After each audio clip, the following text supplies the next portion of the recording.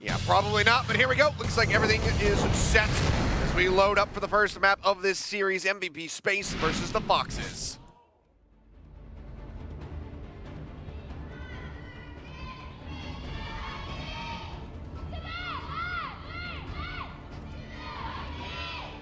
One day, maybe we'll have Korean-level cheers in Overwatch League. Yeah, hopefully. Be nice to see. Already have the cool walk-ins going on in Overwatch League with the teams varying it up. Mayhem, of course, very famous for that now. You know, we get more Korean teams outside of Seoul there. We get more Korean fans going down to the Overwatch League studio. Could happen. No, it is going to be the protect the McCree strat here for MVP Space. One fact running it this time, so hit scan here for this player. Always a strength. That's his experience as well. Well, somehow One fact is still managing to stay alive. You can see that spray coming through from Undyne, really helping to top him up and just feeding into that ult charge. 50% already being exceeded here by him as he builds up for the Coalescence. Unfortunately, no Discord though, so he can't do the damage that we saw earlier on Hanamura. So he's going to be kept alive, but won't be able to burst down the tanks. Yeah, same can be said from the other side though. No Discord in onto the McCree, so can stay alive for a bit longer to go for those extended fights, but really could be a bit of a couple nail biters here as they try to trade up. Dora now in on the flank, getting quite a bit of hits in on it to QOQ. Can't finish off the mech as Undyne goes ahead and uses that Coalescence to keep him up. Dawson hacked out. Makes his way back mid with his own Coalescence, helping to keep him topped up. EMP's ready to go. Deadeye here too. He did a lot of damage. Didn't get any kills, but it doesn't matter. Oh, okay, got one kill there onto Adora. Caster Blessing. Caster strikes Blessing. again.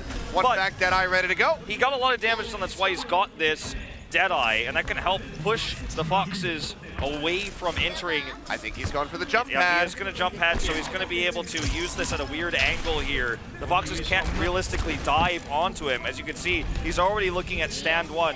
That's his biggest fear, is that stand one will just absorb this Deadeye if he chooses to use it. Wrong target there for the hack. Yaki would have, I'm sure, been very happy to get Adora, but goes for the health pack instead. Still doesn't get punished for it, so not too terrible. But Sasa comes around the back, throws down that EMP, is looking for the pick there on Undyne. Will be able to find it. Now Foxes keep going forward. Now with the sound barrier out from Oparochi. Another hack in onto Oberon. He's going to go low, has the primal rage, but just cannot use it. He'll get taken down. This is going to be a really nice trade here for the Foxes. Fuse doing a great job at keeping One fact alive, but it just won't matter. Everyone else is dead. He survives. Just need to get in here to give the speed boost to his teammates so they can get back onto the point. Waiting for One fact. Yep, getting One fact is the most annoying thing. He already used his little roll, so Fuse is going to try. Come on, McCree. All aboard. So just bringing him back to the point here. But they have a ult lead. And let's see how they use it, because they don't have the EMP to open up the point. Oh man, One fact, well, he spotted out Adora, but he got so much more than he bargained for with that dive in coming through. He will be able to stay alive as Fuse committed in with the sound barrier. Coalescence used as well, and MVP Space still haven't really gotten their way in onto the point yet. See if One fact can find an angle for the Deadeye. Yet again, getting jumped on there in the back, as you can see on the wide shot. Adora goes in with a recall. Deadeye used, doesn't find anything, and One fact has to retreat all the way back towards the spawn. Would have gotten picked had he not. Overon didn't get a chance to use that primal rage. Will do so now. The hack's just a second too late to deny this one coming through, so they could have shut down that Winston. Foxes will go ahead and pick up above MVP Space, take the lead here on City Center, and they have not surrendered the point yet, so they're not done. Sasha just looking for a potential EMP here. Unfortunately, already used a translocator, so couldn't actually aggress them. Everybody's all in one area, though. Drops that down. Coalescence coming through, dueling out on both sides. Yaki goes low, manages to get topped back up as the Coalescences get ready to expire. EMP out from Yaki does help find the kill there onto Need. One fact with another Deadeye. Builds that one up very rapidly, gets the final shot here in onto Pumple, welcoming him back into Contenders. Very much having MVP Space controlling this point at the moment, but Fox continue to buy time. Great prediction there. One fact knew exactly where Adora was going to be returning with that recall, has a flashbang ready to go, and they just scoop up the kill, and now the flip. Really good usage of focus fire on the Diva. They're trying to punish stand one at every moment to make sure that he doesn't have the defense matrix when One fact decides to commit into firing his left clicks, and even when he goes for the Deadeyes. Deadeyes haven't been the greatest, unfortunately. Just that's not what McCree's used for. It's cool when you see the highlight clips of it, but McCree is about just burst damage. And if the D.Va doesn't have a defense matrix, he's going to get that damage. So he's going to build these Deadeyes, despite the fact they're not getting a lot of kills. But he's doing that consistent damage, and that's how they got this flip. Oberon, though, is taken out before he can primal. He's going to get picked off the sound barrier there from Fuse. Undyne still holding on to the Coalescence, trying to get the remaining members alive. QOQ going to get burned out of the back. Might have to use that self-destruct to try to get back in. Can't tell as of yet if he has. Still going to be sitting in that Baby D.Va form. Deadeye comes through. Everybody just hiding out around the centerpiece here, denying vision away. So much time. One shot in, but one fact not going to be able to get any kills. Now it's going to be OT ticking down. Foxes need to get the flip. Sausage goes in. EMP comes through. One fact dies off the bat. Coalescence out now from Need. Trying to burn them down. QOQ. Hack in onto QOQ. Manages to get that self-destruct, but he's going to die in the Baby D.Va form. Doesn't find any kills. And the flip is there for the Foxes. MVP Space have one last chance to try to get this flip. Such great usage of the hacks on the QOQ to make sure he couldn't remake. He did get it at the last second, but everyone else was already dead, so he wasn't able to really swing the momentum there. Very well played by Sasha. Yaki still doesn't have an EMP. It's time to get down. Get in there. They managed to tag in, but Overon is going to go down. Still, at the moment, only have one person keeping this one in contention. Coalescence out from Undyne, not getting too much done, helping to keep the members alive, but not finding any frags. Back going low here with the swap over onto the Tracer, manages to stay alive, and now Adora fighting his way through, building up towards another pulse bomb with Lum to get that pick off there onto QOQ's mech. Yaki throws down the EMP. Pumple and Stan are out as they try to fight this one tooth and nail. Around the corner, one back goes in, builds up, gets hacked out, goes low, gets taken down by Adora from the backside. Right as the pulse bomb was about to become available. Down barrier in, catches pretty much everybody on the side of MVP Space. QOQ throws down that self-destruct, doesn't find any picks. Looks to get back into the back and will be able to do so right as Oberon goes down. They're so close to getting the flip, but they just cannot manage it here, it would seem. All of the Foxes are piled in onto the point, and MVP Space is still losing that fight. Fuse goes down. If they step off of this, even for a second, it's going to plummet, and that's going to be it. 199. Foxes managed to get this in the end on City Center. Oporochi's healing there, his sound barrier, and his usage of Amp It Up, staying alive for several moments when the rest of his team was mostly dead, getting the sound barrier when they were able to rejoin, built up 60 to 70%, I think it was like 68 when that point completed, consistently able to do healing, not ever really using the speed boost, just kind of having that Amp It Up heal to keep everybody alive. It's normally the Moiras we talk about in terms of sustain on control, but Oporochi having that sound barrier to lead into just massive healing. Vanilla there from his healing song was really well done. And let's see if this one fact McCree can find more value this time. They're still, again, not running the Zenyatta, so sure, it's not just solo DPS McCree. They have the EMP potential there with the Sombra, but they're going to need to get the kills more than just consistent damage. They need to follow up with dive once he gets the tanks to half. High ground grabbed here by Foxes. As they just wait for this point to unlock. They will go ahead, poke forward, find one fact off the bat. He'll go down. We'll see if he wants to swap off immediately, if he's going to stick through with the McCree, or at least a Deadeye. But I think the Tracer might get them more mileage here in this match. Seems like he's going to be sticking through here for the meantime. As Yaki just went dangerously low off those rockets from Sand. Yep, does survive here. It's going to help build up some more ult charge for Undyne and Fuse. They do control this high ground in all aspects here right now. Sasha is going to look for maybe a backline pick, most likely. Oh, they're committing to this actually with the the Winston. Spotted out, and yet again they just focus fire one fact to take him out. He has no self-sufficiency, just the roll is it. That's the only thing he has to get in or out of these fights. The heals aren't going to be enough when you have so many members from the side of Foxes committing it onto you. I think it's time to go to the Tracer, but one fact is remaining stubborn. He's sticking with his McCree. I think they can run this McCree if they have the tanks close to him to support him. Pummel actually using the hack here even gives him a goodbye as he goes off. I think that this was a bit of a poor use there by Pumple overall. Yeah, I would agree so, but going back to the one fact point here, if the tanks stay with him, then he can do maximum damage and can sustain through the dive, but when they're going forward without him, and Foxes see that, they just come and kill him. There's no D.Va's defense matrix, there's no bubbles coming through from the Winston to keep him alive. Here comes Yaki, looking for the angle for the EMP right now. This is what they need to retake this. Doesn't actually find it. Yeah, just jumps over to the side. Oberon goes down, so it seems like he wants to hold it, but this could just be an overtime fight. for the side of MVP to try to get this flip to try to tie things up here on Oasis. Otherwise, Foxes really looking like they might just have this 2-0 in their hands. Foxes have a very good ult stagger they're using to prevent these pushes from coming through. One fact needs to be babysat here on this McCree, so that when that happens, they just kind of slowly poke back and take out the tanks with the EMP. EMP's already used. Sasha's gonna have the better one, though. Yeah, one fact is already gonna be dead. Sasha throws down his now, and they'll be able to get rid of QOQ, popping him out of the mech. To hack in onto Oberon means he can't use the Primal Rage, which means he's gonna die. It's into overtime, currently getting back cap, but now gonna be halted here. Sasha goes hunting, and this is just gonna take down another hack in. No way for Yaki to escape. And this should just be a 2-0 coming through. Coalescence here. Desperation from the side of Undyne as he tries to keep what few members they have alive, but it's just to no avail. That's going to be it. Undyne, the last one alive here. Pulse comes in. Oberon manages to get the Primal Rage, but already did so much damage. Used the Primal Rage just before the Pulse Bomb went off, so he gets chunked out. This is just going to take down, Self-Destruct will send them back, but they still have control, which means that Foxes are just going to go ahead and claim Oasis very swiftly. 100-0, I do believe, there on Gardens. That's right, and the crux of this was Sasha's patience with the Sombra, with the EMP. And the two big tools that MVP Space had to use after their EMP failed to get kills in the way they wanted was to break through with their tanks and then use the Primal Rage to win a longer fight. Not only did Oporochi hit the perfect sound barrier to mitigate most of what that EMP was designed to do, but Sasha was patient. He had faith that Oporochi would hit the sound barrier. He came in and hit both the Winston and the D.Va, who had Primal Rage and Self-Destruct. Then the target fire from Foxes was on those two heroes. When you're hacked, and in this case EMP'd, that gives you the hack, you can see that big giant glowing ult orb over the heads of these tanks that have two ways to continue to stay on the point. The Primal Rage and the Self-Destruct for the remag. These two heroes were the ones bursted down to make sure that Foxes could always have the advantage.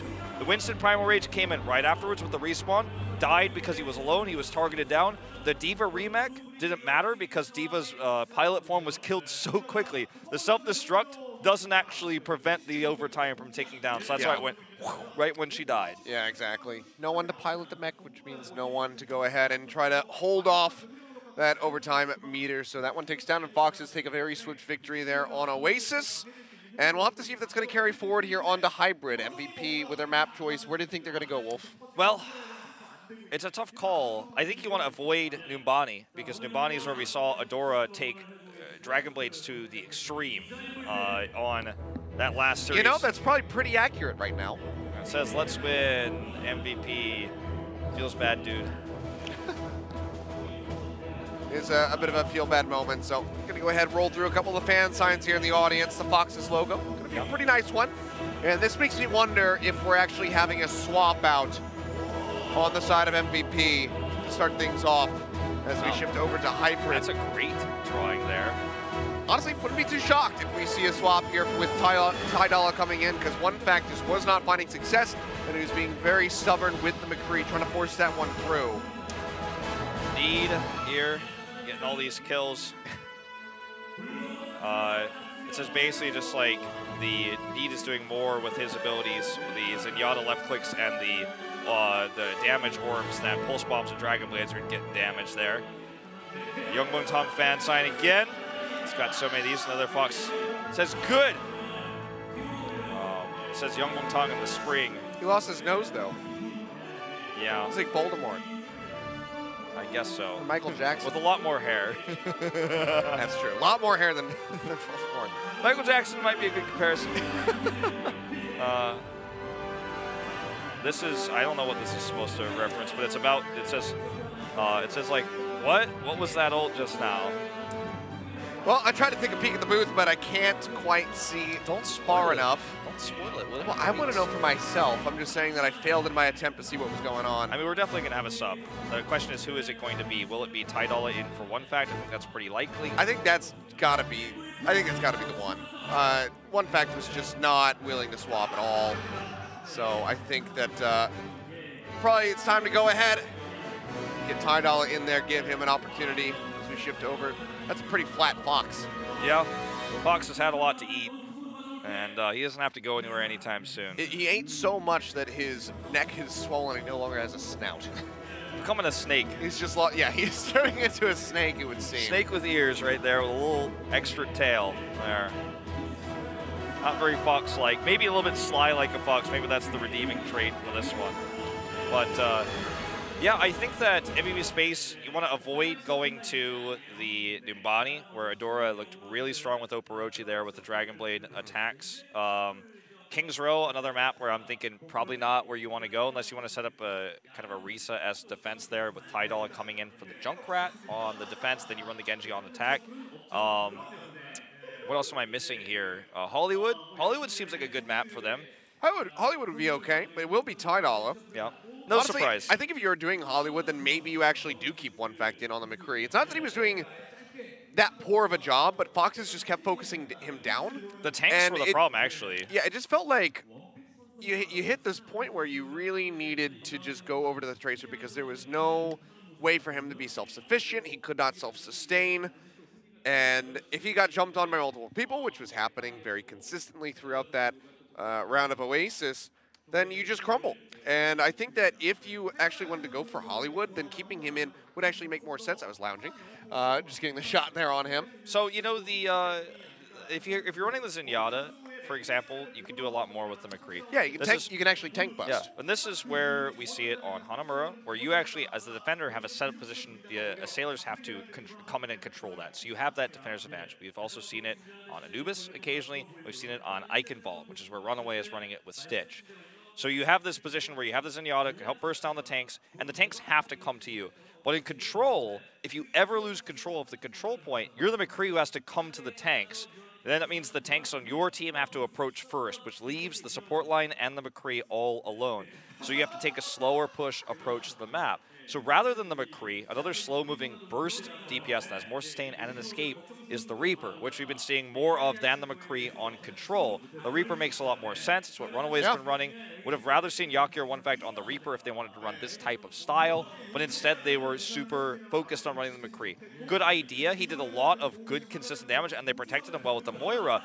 But if the Moira's keeping tabs on the McCree, then the Moira's not keeping tabs on the tanks. And the Moira's keeping tabs on the tanks, then everyone's away from the McCree, who's then going to get dove by the enemy who's running the Tracer Sombra. So it's kind of a catch-22. If you win the point first, and you can control choke points like the center tower there, where you have line-of-sight blockers on the edges, and the tanks have to really dive in, that's when you can have a fantastic time. But if you ever lose control because your opponents EMP you and wipe that away, then you're going to have a bad time. And sometimes that could happen to you on Hanamura, it could happen to you on Eichenwald as well, but that's not the whole map. It's just the point A. You try to defend as well as you can. We saw great success with this in our previous series by Meta Athena. A bit similar, I was going to say, to Dorado when we had the Widowmaker going in as a DPS with the Orisa Roadhog composition. The Widowmaker was isolated, couldn't play up with the Orisa. None of the tanks could play back to protect the Widowmaker, so the dive just absolutely rips her apart. But here we go. Second map, MVP's choice is going to be King's Row. That's right, so likely just going to see Tidal run the Junkrat here since he was just subbed in. And we'll probably see on the other side of things the Genji attack for him because he's the better Genji player. That's why they sub him in most of the time, but his Junkrat is quite strong as well. It's what they used him for in Trials, it's what they used him for in their first two series. Last time they lost control, they actually took us to Eichenwald, but they did not find success there. Let's see if King's Row is a better look for them, Achilios. That's certainly what they would like. They don't want to go down. They've only got one map win so far to their name, and they would certainly like to walk away with a bit more than that, because in the context in which they got that first map win wasn't great, because they won the first map, they won on control, and then it was 3 full holds back to back to back in their second series. It was, and it was also on control. They won against that triple DPS. Not a standard composition. It's not something that you write home about. Yeah, I was able to beat that non-meta comp with meta composition on my own side. Frustrating losses back-to-back for MVP Space. Let's see if they can end it here. 적의 공격까지 30초.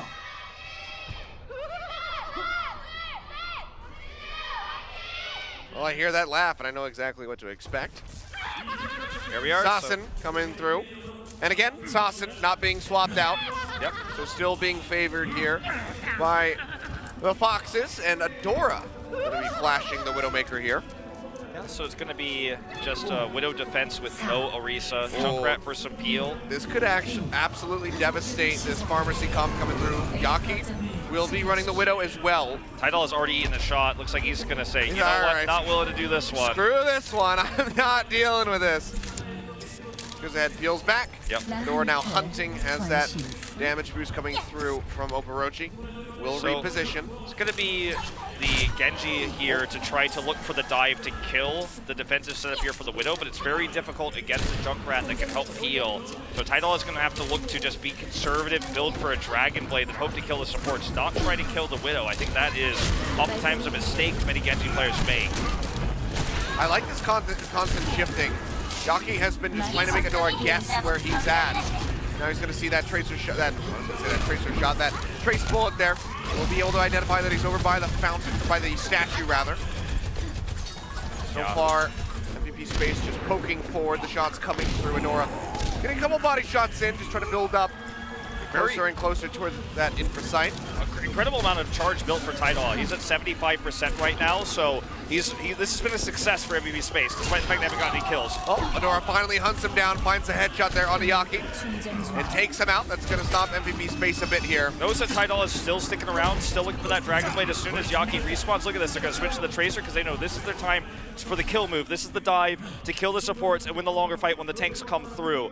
Going to be very difficult to execute, but there's no Transcendence yet. They've got this really small window of time where they've got their own Transcendence to help that Genji get into position. He cannot die, though, to a snipe here from Adora or the whole thing falls apart. Yeah, if he gets taken out as that blade is being drawn, it's going to be devastating here for MVP Space.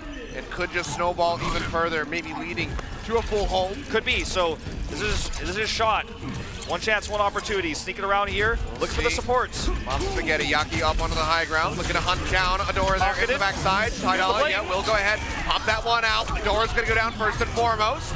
Looking for a little bit more here from the Transcendence. Will be denying the majority of that damage coming up from the Dragon Blade, so not gonna be the most profitable. The res will come through to just bring Adora back into the fight. Assassin finds two, Oberon and Tidal, both taken out by the Riptire. Stand perfectly healthy, can just stick around here by the point. Res will be used by Fuse.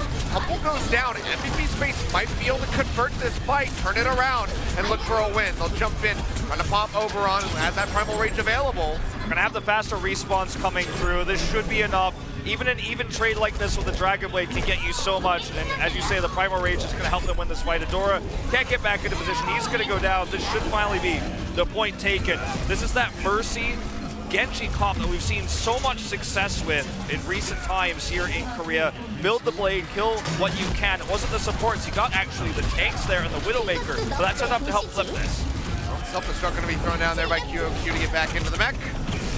Yaki dashing again, going to go ahead and use the recall, gets himself back out to safety. Transcendence used by Need. As they push forward, they want to gain control over this cart yet again. Pummel going to go low. They top it back up very briefly there with the Transcendence. Get that Orb of Harmony ticking up as well. He'll jump in, drops the bubble down as they continue to just skirmish around the cart, trying to keep this one contained into the choke point. Yaki, he's got the pulse bomb. He's going to be looking for a big explosion. So far, might not need to use it. Stan fighting his way back. They've already lost two members on the side of the boxes. Now Pummel joining them in the grave. So it seems like MVP Space can just go ahead and start moving this card up again. Yeah, might be time for Sasha to switch off of this Junkrat because it's going to be difficult against just now standard dive. Yeah, he had a Riptire even, but you don't even want to spend time trying to set one of those up. If it fails, you waste even further time. Goes back to the Genji. So there's going to be mirrored compositions with the exception of Fuse still holding on to this Mercy so that he can pocket Oberon for heavy dive as well as Tidal to build Dragon Blades. He's got one already. Transcendence out, they're looking for a position. Down, finds a stick in on the stand and will pop him out of the back. Tidal goes in, finds one, just a baby demon for now. Deflection comes up, but Need actually takes him down, I believe, with a right click there. Just finishing him off. Pummel pops the Primal Rage, will shut down Undyne, and MVP Space will be halted here on the push, but they had to invest a decent little bit there. Yep, so do we get this shut down with all the resources that MVP Space committed? It feels pretty rough now. Now that the commitment to that last Dragon Blade is done, they're going to look for more standard approaches, keeping Fuse on the Lucio now so that Tidal He's going to struggle to get more Dragon Blades, but the team is going to have more sustained healing. They have an ult advantage, so they might just be able to use that with the Lucio's speed boost. Look for picks. Adora's going to try to wait as the dive comes through to catch the supports that lag behind. That's why he's waiting here. Pulse Bomb comes through, does find it sick. It's going to be on the Diva yet again. QOQ is going to toss up that self-destruct. Find any kills with it, makes his way back into the mech safely. Dawson, Dragon Blade ready to go, dashes through, draws out the blade. He's already dangerously low though. Everyone turns over and they just shut him down. No kills coming through yet from the side of the Foxes.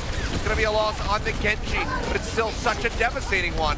But MVP Space, they still need to keep moving forward here with the cart because it's gonna be a minute left on the clock. Sound barrier out from Overwatch. Seconds too late to keep Humble alive and in the fight.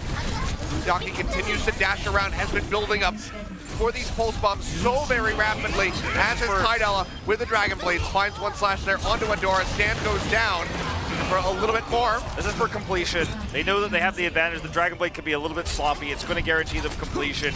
The pulse bomb attempt from Adora was pretty weak there, only hitting the tanks, but with no follow-up damage. And the blade coming out from Sashin did a lot of damage, but again, no picks. So Foxes were out sustained there in the healing, giving a lot of ult charge over to MVP Space, including that blade that secured them this push.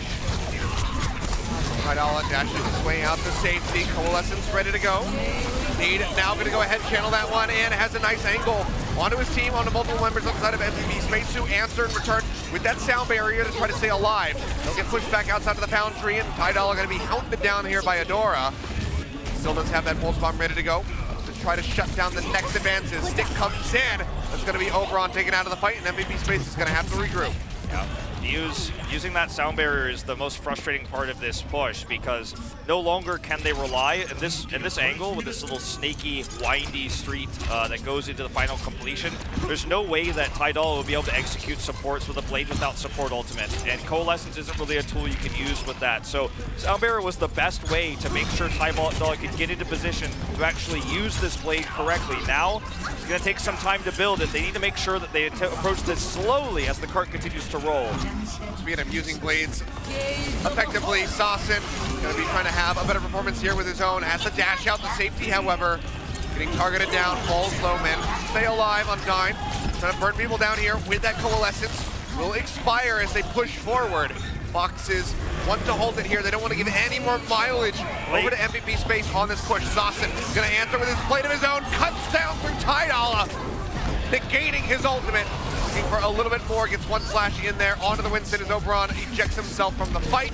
They will chase forward here with Pumple zapping him down. Primal Rage ready to go from him, and 2 kills from Stand with the Rockets. This is so impatient by MVP Space. Fuse was seconds away from a sound barrier. Tidella came in blind, didn't have a good angle on anybody. It just felt like he needed to use the blade. Maybe he thought in his own mind that there was an angle he could get onto the supports for, but that was not going to be the case. The barrier is up against him. Now they've got a sound barrier, but what to pair with it? Not even a Primal Rage. That was very, very aggressive by Tidella, and they're going to pay for it. They need Yaki to open up something here with a pulse bomb. He's going to find the healers, throws it down, gets up Orochi. Dove on top of that one, even though it was closer to taking out Need. Adora will fall. MVP Space found the push. Stand now going down. Pumple still alive, has the Primal Rage ready to go, but the cart is still moving forward. They have not been able to halt it yet. Closer and closer, Pumple will be able to tag in. Already down to half HP, pops the Primal Rage. Sound barrier out now from Fuse to keep them in the fight. MVP Space needs this to be the push. They jump away for a second, and it's an actual C9. Just about coming through there, but a half a C9. They weren't winning, but they didn't stop the cart either. They didn't stop the cart. They couldn't get out of position. They were being gate kept at the spawn. That was Yaki, MVP. Had he not gotten that kill onto Oporochi with the pulse bomb, that was thrown out really out of desperation. He didn't even have line of sight. So unless he's got some sort of superpower sight of the future, I think that was really just him tossing and hoping he gets a stick on a tank so he can burn through it, or he grabs the support. He knows the Lucio's around that area. Either way, pulse bomb connects. Half the healing is removed, and they push through, doing a lot of damage there, especially with Tidella on the Genji. He didn't have the blade. That would have made this a lot easier when we saw the sound barrier come down from Fuse, and that still was very much a mistake by them, but Yaki saves the day. Unfortunately, this is in overtime. It's not the push they were looking for. They had the exact blade kills that they wanted on point A with the quick blade they built. They had a great time bank to start, but the overtime finish is a far reach from what they were looking for and what they expected after such good execution of that Dragon Blade on their point A attack. Yeah, now gonna have to stop the Foxes from pushing through, getting that 3 points all the way at the end of the path. I say half a C9, clarify for the audience, because usually it's when you're winning and then you step off the point and you lose. That was the original. But since they weren't really winning, they just weren't contesting, it's a half a C9. I mean, there's a lot of people out there that say C9 after every capture. So. I know, that's why I wanted to clarify it, because so many people are misinformed about it. You gotta teach them, Achilios. You as a big Cloud9 fan and memer yourself, you know, you've gotta... I mean, what can I say? I gotta wear that one on my sleeve. I do stream for Cloud9. All right, so I know the struggles. Let's see what this Undyne defense can do here with the Torbjorn. We've seen him run it many times. It's actually one of his best flexes, one of why he's considered a great sub-healer, because his Torbjorn is actually really good. They're going to use the Orisa setup here with the peel from the Junkrat. The turret's already down, though. That's the crux of this. If Tidala dies too, this might just be an early capture here on the side of the Foxes. Yeah, Undyne not really gaining too much here. He's going to try to set up yet again. Get another one going, and Need has been taken out by Yaki, so good sniping from him. Now trying to get the pop there onto the mech man. No one's touched so. And yeah, not really being threatened at all as he just keeps shooting. Gets a couple hits there in from Need. Sometimes the turret dive allows you to get into a good position as Widow because they're more concerned about the turret than they are of you. Tidala survives as well, so they can't end up killing the Widow. Yaki gets into that better position. The Orisa still stays here, and this is still a big win for MVP Space. Close call there. Had the Junkrat died, this would not have been possible, but Tidala survives. This is exactly as we expected. Tidala defensive, Junkrat attack, Genji for the map. Adora now swapping over to the Widowmaker himself. Jump onto the high ground here from Yaki. Throws on the poison trap to help better protect that turret as well, but it's still going to go down. Stan manages to take that one out. MVP Space have been offset away from the point here for the moment. As Foxes get in, start ticking up, but they can't really hard commit to the objective.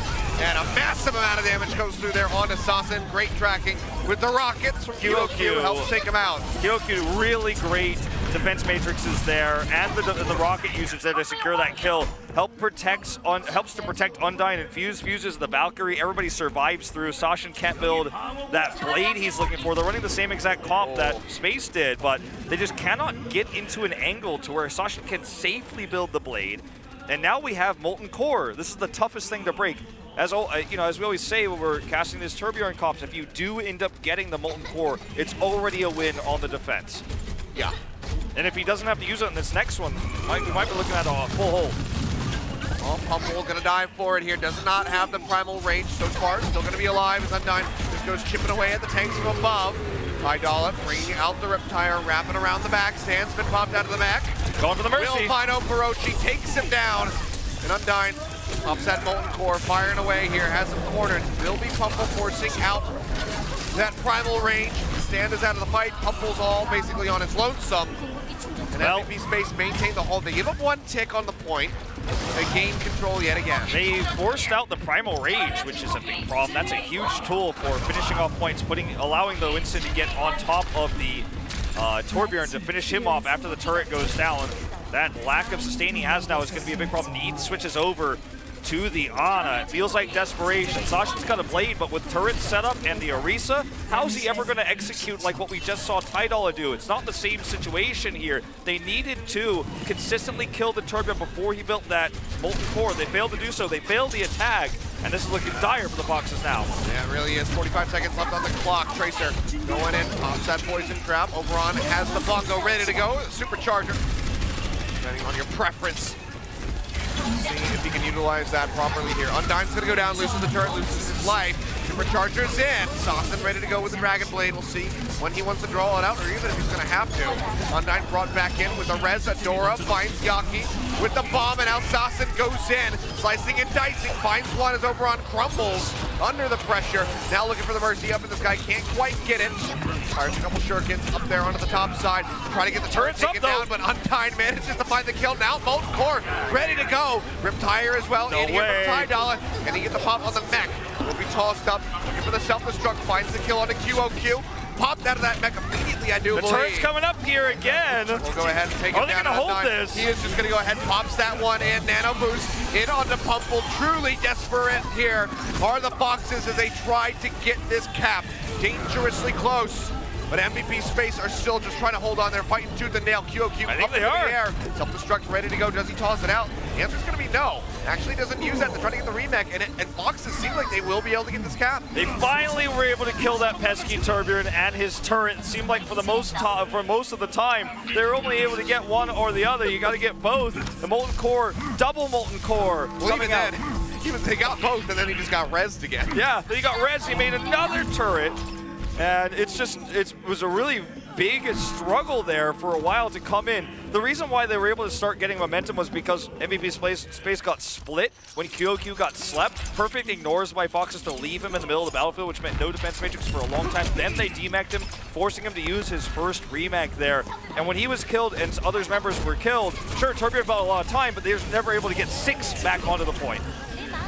Well, Medora throwing in the pulse bomb, sticks it right in on top of the card. Not going to be finding any kills off the back of that one. But Saucin is looking for some here with that Dragon Blade. Gets rid of Yaki, but then gets taken down by Tidala, but it's still going to be the Foxes winning the fight. There's MVP Space. Go ahead, get respawned up. Yep, just pushing this cart through, but they don't have a lot of time bank here to work with. We'll see if Tidal is interested in switching over to the Sombra, because that's one way you could really shut a point down like this. Wants to, because he's got 66% of a blade, hold on to this Genji. But with this push so set up well by Foxes, they're all clumped up. It's very difficult to actually find ways to build that ultimate, but you don't have a Mercy pocketing you. Pulse bomb out from Yaki yet again, not going to be finding any kills. Gets in on top of Overwatch. They take him dangerously low, and manage to kill him in the end as Undyne finds the finishing blow. Dashes back, keeps himself safe. Just MVP Space poking around where they can. Still have to be very careful. QOQ goes dangerously low.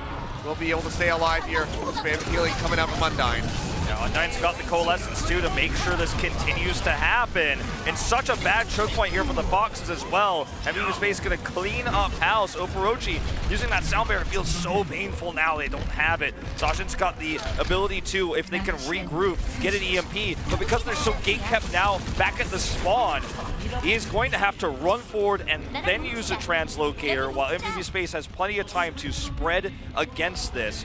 And now they're setting up right now. Yaki spots out everything. Sashin's movement is so much telegraphed right now. Here comes the translocator. Yeah, throws it down. Gets rid of all the shielding. Fuse. Use the sound barrier way too soon. Sashin says, thank you very much. Goodbye to that. Need throws in that Coalescence as well. And the kills just spill forth for the Foxes. MVP Space saw the fight coming, but they had the order wrong. That's right, Fuse has always been known for his positioning against EMPs, but this time he just pressed the Q too early. Expected Sasha to be flying through a little bit faster, and it was deleted. Yaki using this emote to check third person around the corner to see if he can find anybody here, but unfortunately unsuccessful in doing so. He's just gonna have to take a more normal approach right now. So boy, we got server problems today. Meanwhile, yeah. another spectator gonna be disconnected there, but we're back in. Everything is fine in the end. Foxes jumping forward, looking for the completion. They have a minute here on the clock. MVP Space was able to do it in overtime. It might just be the same situation here for the Foxes. Pumple goes in, Primal Rage out, and Saucin kills Yaki. Tidala, Dragon Blade gonna be drawn out. Somewhere off screen, but he's immediately shut down. Need comes up with the kill. Immediately just eliminates him. Now Undyne joining Tidala alongside Oberon. They're just being tossed into a pit right now. They don't have any tools to buy time anymore. They used everything already. The blade was totally wasted. Tidala's not going to get an EMP here. Not going to happen. There's only 30 seconds left to go on this point, no matter what happens. And this is so important. The Foxes, if they can finish this without overtime, they have a massive advantage in overtime rounds. Burning them down. QOQ out of the mech. Can't get his way back in there. Did not have the self-destruct. Pumple takes him down. Oberon as well. Going to fall as Pumple finds the double kill. They need 15 more seconds. In, now expired. As it just chews up all the damage that MVP Space is trying to throw at the members of the Foxes. Can they get this with time left on the clock? 1 meter left to go. 2 seconds. 2 seconds. Self-destruct comes through. They get the overtime. QOQ will be overtime here. But it's still just a matter of time, it would seem, for the Foxes to get this completion. MVP Space, they go in one body at a time, and everyone gets taken down. They will get this push double OT on both sides. Was looking so good at the start with the Torbjorn. They win it in the end, and then somehow make it all the way to the finish line. Foxes, a very hard-fought push.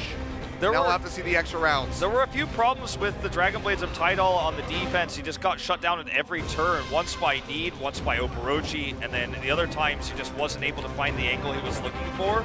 They looked so good with the Undying Torbjorn defense, and it almost got them a full hold. They were so close to it, but it didn't work out in the end. And then momentum shifted over to the Foxes. They had an ult advantage. And the big moment there was Fuse's first big mistake versus EMP. His sound barrier being placed too early was deleted.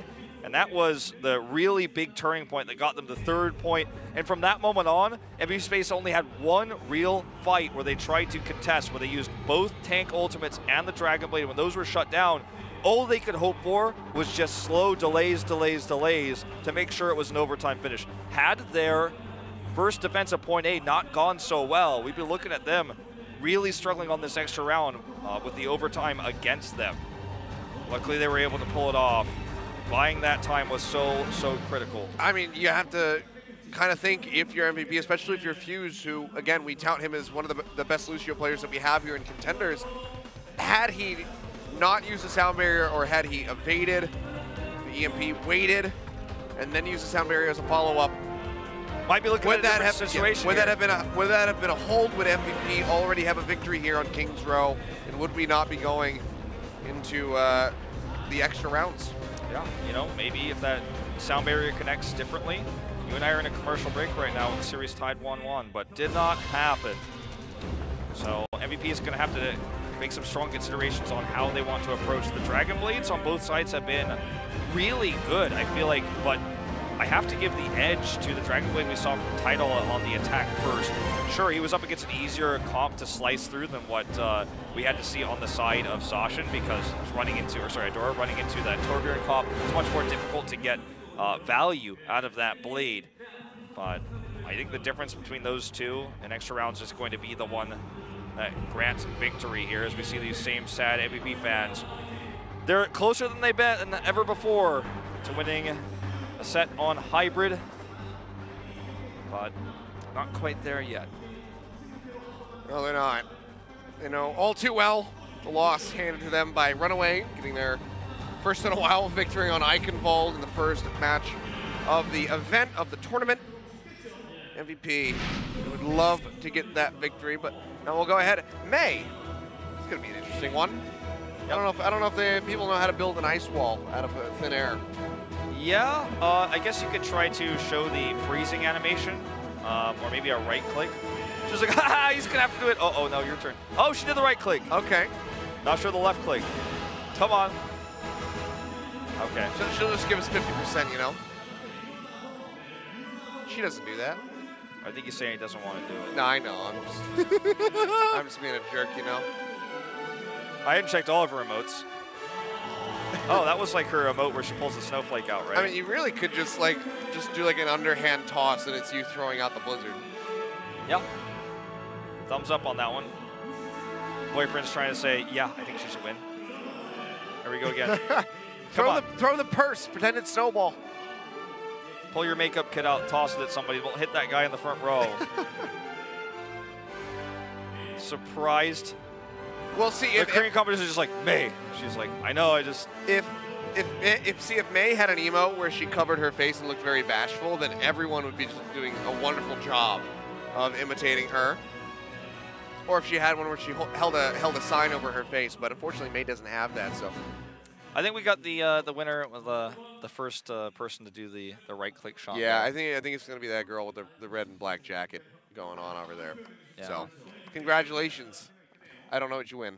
We still have to figure that out. I'm pretty sure it's at least a T-shirt, an Overwatch T-shirt. Otherwise, maybe a keyboard. Keyboard, mouse, maybe. I don't know. Maybe a 1080 graphics card. No, I don't think so. Yeah, the 1080 Ti's. We can't afford those, man. Oh, a brand new Kia car. Yeah. We got sponsorship by Hyundai. Like, no, not quite yet, unfortunately. But we'll go ahead and get some replays coming through. Yeah. So we take a look at Oasis. This is Oasis.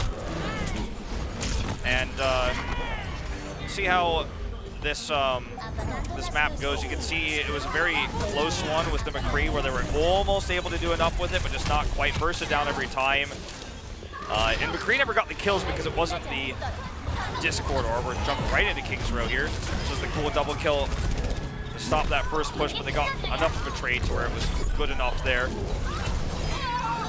So I do want to update you guys that the reason why we're showing these highlights through this break sub is we actually have a problem with our spectator client right now bringing into the next round. So that's why we're kind of buying some time here. These highlights are just a tool to buy some time. Yeah, just keeping everything paused up as far as the gameplay is concerned, so we can make sure that we don't have any more of those drops. Yeah. 2 today. It's too many. 1 is too many. Yeah, obviously, you know, if the spectator drops connection, then just jump to the next one, but it seems to be starting to affect more computers. Maybe it's spreading like a virus. Oh my God. No, hopefully that's not the case. Hopefully it's just going to be us saying, like, okay, you know what, let's just prevent this from happening anymore, make sure that everything is taken care of, and then we can get back into the action. Yeah. Because there certainly has been a lot of it. It's been a lot of back and forth tradings here so far. Yeah, I really like that we're starting to see more teams understand that if you have Genji, Widow, you have the ability to threaten supports with the Widow at range. So the attention is drawn towards the Widow, who's, of course, damage boosted by the Mercy. But the Mercy can also help the Genji, you know, and switch targets to the Genji in terms of healing to help him survive, to continuously left-click to build Dragon Blades. Also can boost his left clicks to help maybe even potentially get a pick, but just to build those blades faster. And you have 2 really good targets for the Mercy. So it's a pretty cool comp that we're seeing run a lot right now. And I'm pretty hyped that it's becoming a little bit more popular. Yeah. And it's really well executed by the Foxes in this match as well as the previous match they played. So I don't know if we're going to a break or not. It sounds like we might be. Are. Okay, so we are going to go to a commercial break here, guys, while we get the spectator situation taken care of. So look for the timer on your screen. We'll be back in just a couple minutes.